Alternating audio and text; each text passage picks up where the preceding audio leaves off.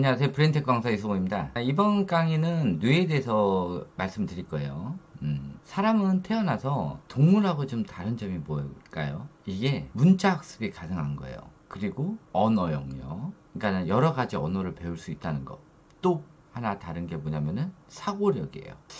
이런 여러 가지들이 있는데 이게 아이가 태어났을 때 당시에는 없는 영역 중에 하나예요. 학습에 의해서 만들어지는 영역. 이게 읽기, 쓰기.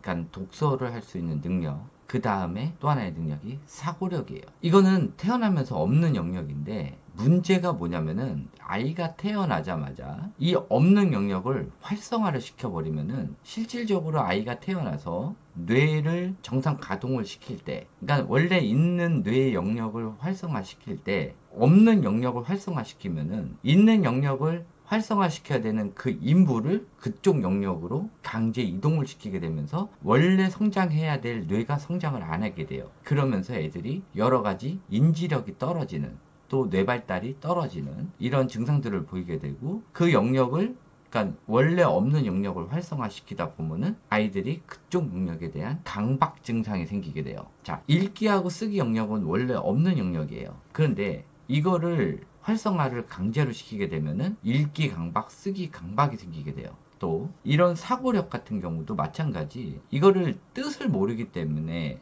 엄마들이 헷갈리는 건데, 사고력은 인지력을 바탕으로 생기게 돼요. 인지력은 경험을 바탕으로 생겨서 얻어들이는 게 인지력이에요. 그러면은 아이들이 36개월 전에는 경험이 없기 때문에 아이들이 배우는 이런 단어들, 그러니까 보지 못한 것들을 강제로 습득하는 단어들, 이런 것들은 인지가 아니라 인식이라고 하는 거야. 그러니까는 플래시카드를 팔면서 얘들이 인지력이 생긴다는 거는 다 사기 정보예요. 근데 이제 문제가 터지게 돼요. 36개월 전에 애들을 문자 학습을 시키게 되면은 사고가 터지는 게, 원래 뇌가 발달해야 되는 그 영역이 발달하지 못하게 되는 그런 것도 있지만은 또 다른 문제가 터지게 돼요.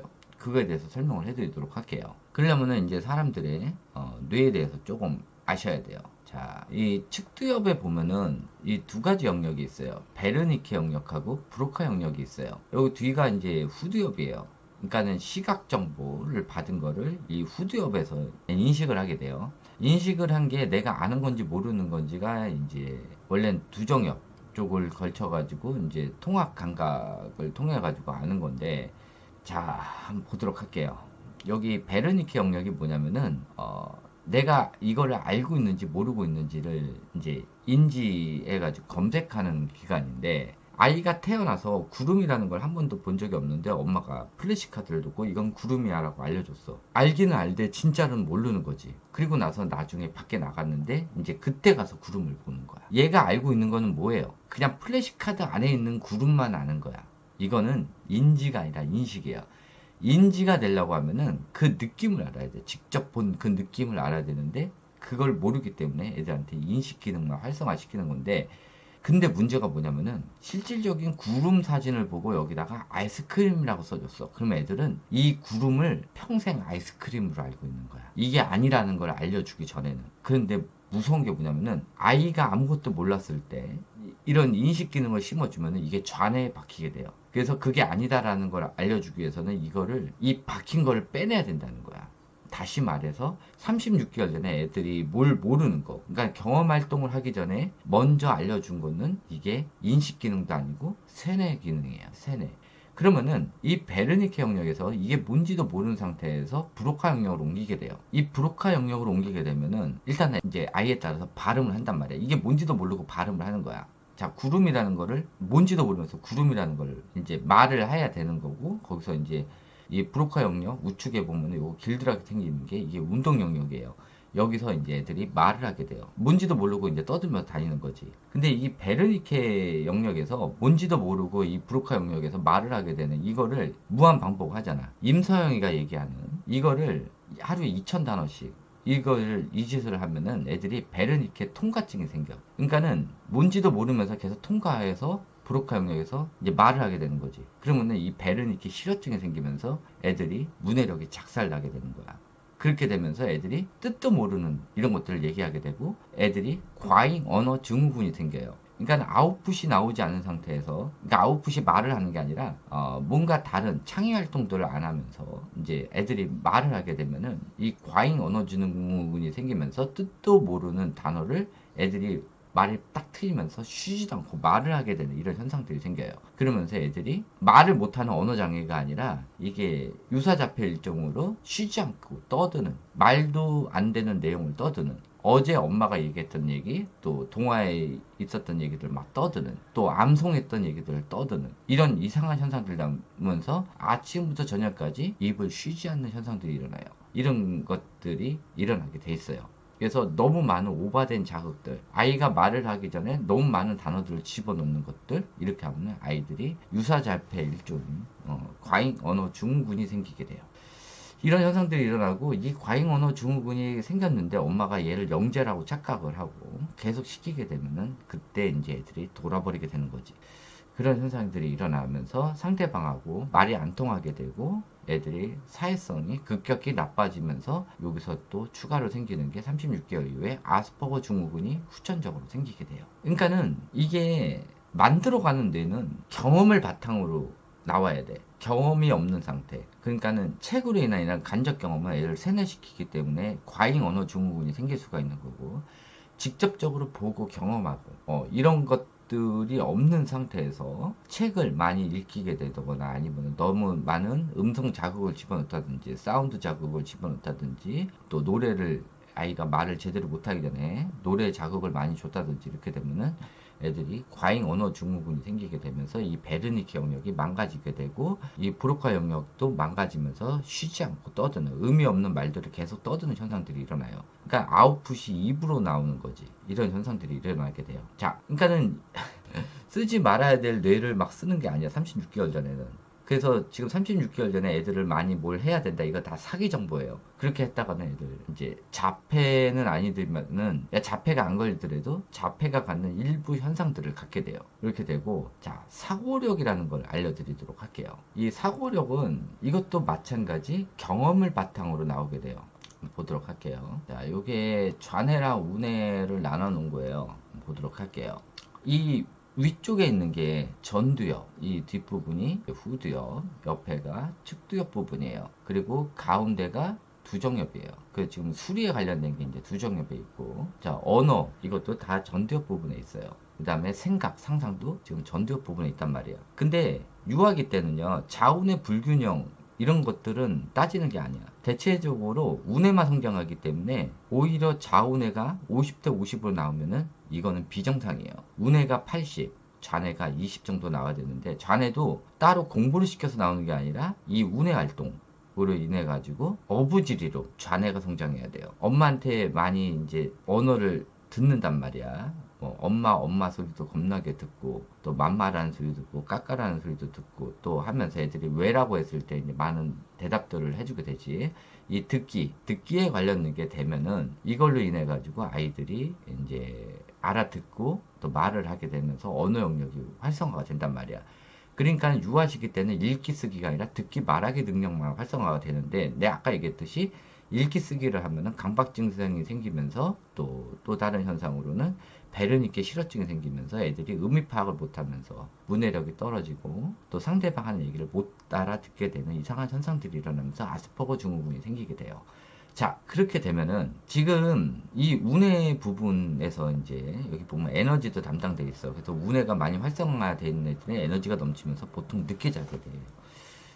그리고 우뇌가 많이 활성화되어 있는 애들이 대체적으로 지능 지수가 높게 나오게 되거든요. 자, 생각 상상이 여기 있잖아. 전두엽 부분에 있단 말이에요. 그러면은 음미체 활동을 하게 되면서 특히 소근육 활동을 많이 하게 되면은 이 생각과 상상에 관련된 뇌를 걸치면서 이 생각과 상상이 활성화가 되고, 또 어떤 아웃풋이 나오는 창의 물품을 만들려고 하면은 이것이 어떤지를 계속 좌뇌랑 걸쳐가면서 생각을 하면서 좌뇌도 이 분석에 관련된 거, 이런 뇌가 많이 성장을 하게 돼요. 그러니까는 우뇌 활동을 하면서 분석에 관련된 뇌, 이런 것들이 성장을 하면서 또 되고, 또 많이 듣고 말을 하다 보면은 이 논리, 언어에 관련된 뇌도 같이 성장을 하게 돼요.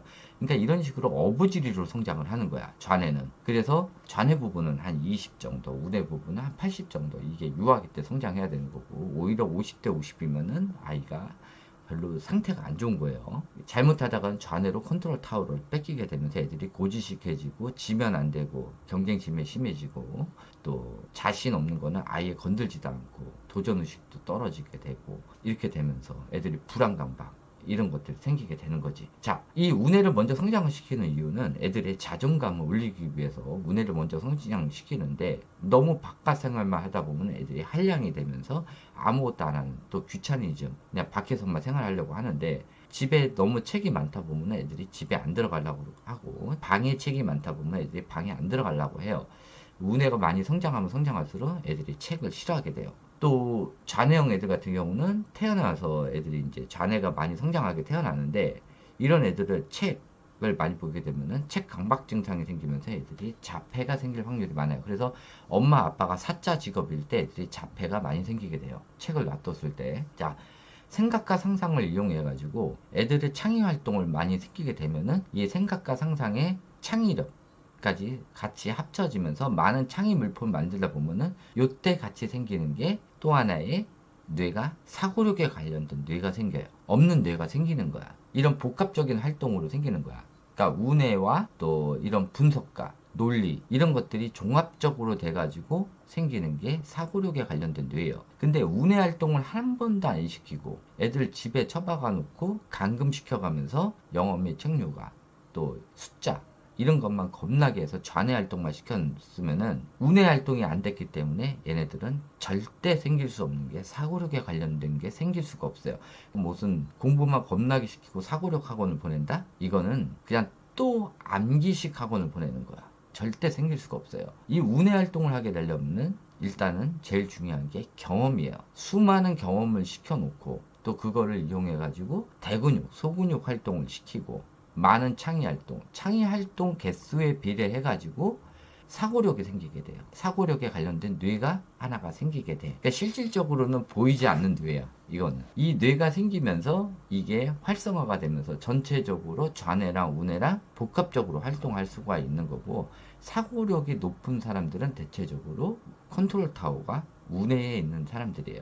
그래서 우뇌가 똑똑하면 똑똑할수록 경험 바탕 이런 것들을 하게 되고, 그런 사고적인 생각을 하게 되고, 자네가 많이 발달되어 있으면은 그냥 논리적인 사고야. 이론에 부각한 사고를 하게 돼. 그래서 이론적인 정보가 없으면은 사고를 할 수가 없어. 그래서 이런 사람들은 책을 좋아하게 되는데, 잘못된 책을 읽게 돼버리면은 그냥 처음부터 끝까지 엉뚱한 길로 가게 돼. 그래서 책을 좋아하는 사람들이 사기를 많이 당하게 돼요. 그리고 대체적으로 두 개 중에 하나만 선택하게 돼서 한 종류, 그러니까 이 책이라는 거는 내가 선택하는 알고리즘이에요. 유튜브 알고리즘은 내가 많이 찍어 놓은 게 이제 알고리즘에 뜨게 되는데, 책은 내가 직접 선택하는 알고리즘이야. 그래서 이게 좋다라고 그러면 이게 나쁘다라는 책을 골고루 봐야 되는데, 그렇지가 않거든, 사람들은. 책 요가를 해야 되겠다? 그러면은 눈에 책을 읽는 법, 공부를 하는 법, 맨날 이런 거에 관련된 책을 스스로 선택하게 돼. 그러면은 지금 애들 육아가 잘못됐다라고 생각을 하면은 그게 관련된 엄마들 샀던 책들도 같이 버려야 돼. 그러니까 애들 책을 버릴 때 같이 버려야 돼. 왜냐, 이 육아에 관련된 서적들이 다 나쁜 건 아니야. 뭐 새벽달이 썼던, 뱃사가 썼던 이 내용 중에 괜찮은 책이 있는데, 결국은 뭐야, 잘못된 부분에 써져 있는 그 책의 내용 때문에 애들이 망가지게 돼 있거든. 그러니까는 우리 애를 망가지게 했던 그 책은 같이 버려야 돼. 그래야 돼요. 그리고 제 육아를 들어오기 위해서는 기존에 알았던 정보들은 제로를 만든 상태에서 들어와야 돼. 왜? 이미 엄청나게 사기를 많이 당해가지고 이게 진짠지 가짠지도 모르는 정보를 가지고 들어왔기 때문에 제로를 만들고 소아 전문의 강의부터 다시 들어야 돼. 다시 습득을 해야 돼. 내가 그랬잖아. 애들도 발달 지연이 돼 있으면 0부터 다시 시작해야 된다고. 엄마들도 잘못된 육아를 했으면 0부터 다시 시작을 해야 돼. 그래야지 기존에 있던 정보에다가 또 추가를 하려고 하면은 이도저도 안 되는 게 되는 거야. 그걸 확실히 하셔야 돼. 애들이 3학년이고 4학년이 중요하지 않아. 잘못됐으면 0부터 다시 시작해야 돼요. 아셨죠? 이 사고력은 무조건 경험을 바탕으로, 우뇌를 바탕으로 생기는 거야. 이게 사고력이야. 근데 우뇌 활동을 하나도 안 시켜놓고 공부 활동만 시켰으면 얘는 사고력이 제로예요. 근데 무슨 사고력 학원을 다녀? 말이 돼? 안 되지. 엄마 아빠 맞벌이여가지고 맨날 한 것도 없어 애들아. 애가 사고력이 있을까? 없어. 그러니까 애들 사고력 학원을 보낸다? 야, 아무것도 안 했는데 사고력 학원 가서 사고력이 생기면은 이건 노벨상감이야. 말도 안 되는 거야. 사고력은요, 원래 있는 애들이 그런 학원을 갔을 때 플러스 알파로 한 5%, 10% 받아오는 거지. 사고력이 제로인데 학원 가서 사고력이 생겨? 야, 0에서 곱하기 10을 해봐. 0이야. 안 생겨요. 어렸을 때 읽기 쓰기를 시키면은 그거에 관련된 뇌 제외하고 나머지 뇌가 제로가 되는 거야. 그러니까 애들이 감각 기능이 다 떨어지는 거지. 오감 기능 다 떨어지는 거야. 그래서 36개월 전에 책 육아하면은 귀가 예민해지는 게 아니라 청각 기능이 상실이 되는 거야. 밖에 활동을 안 했기 때문에 후각 기능도 상실이 돼. 책을 많이 봤기 때문에 시각 기능도 상실이 돼가지고 안경을 끼게 되는 거야.